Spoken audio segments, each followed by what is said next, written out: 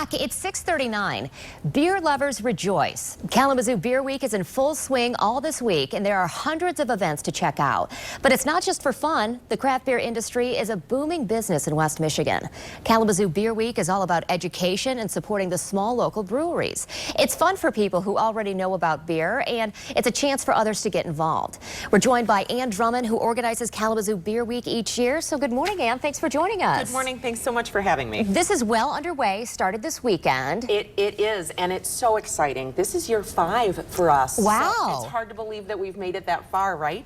But year 1, 16 events. Year 5, we're sitting right at that 250 cusp. Wow. I know. It's huge. People love their craft beer. Well, tell us about what are some of the things we can do and learn? Well, Kalamazoo Beer Week is a very cool, kind of very different than other beer festivals. Okay. Many beer festivals are fashioned like a gathering of 3,000 of your friends under a tent with little tickets where you can get tastings and things like that. Kalamazoo Beer Week is very different.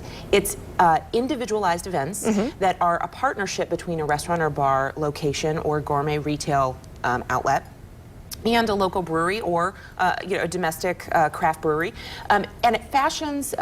It kind of plays to the strengths of both of those entities. So every one of our events is different, and it's much smaller in scale. So you may go to a beer dinner with 40 other people, or you may go to a tap takeover with 100 other people. Wow. But regardless of the event itself, you get to interact with the people behind the brand, those who crafted the beer themselves. You can speak with them, talk to them about what their inspirations were, where the flavor profiles came from, really learn something more from the people who know it best. That's very cool. And there's a lot going on there, 250 events, but as they say, there's an app for that. Yeah, there absolutely is. To keep track of it. KalamazooBeerWeek.com offers the entire list, and there are ways to sort that list. So you can sort by day if you have very limited time, or you can sort by the beer that you're looking for or the site that you'd like to visit. Talk about, Grand Rapids is Beer City, USA, but Kalamazoo is, as we discussed, kind of where things started in West Michigan with craft beer. Talk about that history and what it means. Certainly there's an anchor, right, in Kalamazoo.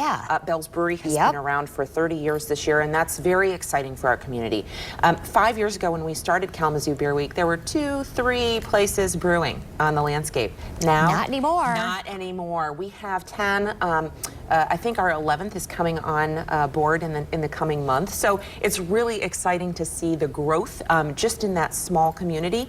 And there's such a diversity of product too.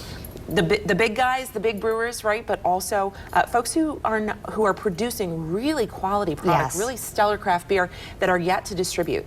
So there's something really special around every corner. In the last year, I've been inside a brewery that used to be a car dealership.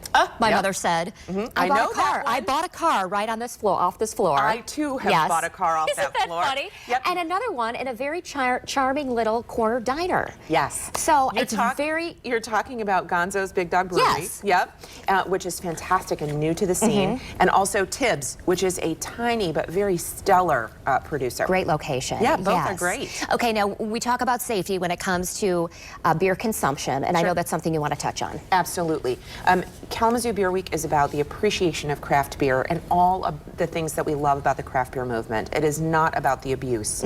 So please, please, please encourage your viewers, your listeners to be safe.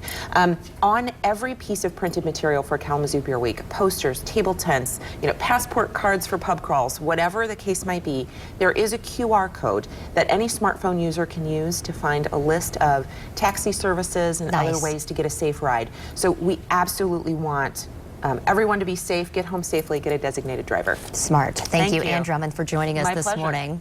Up next.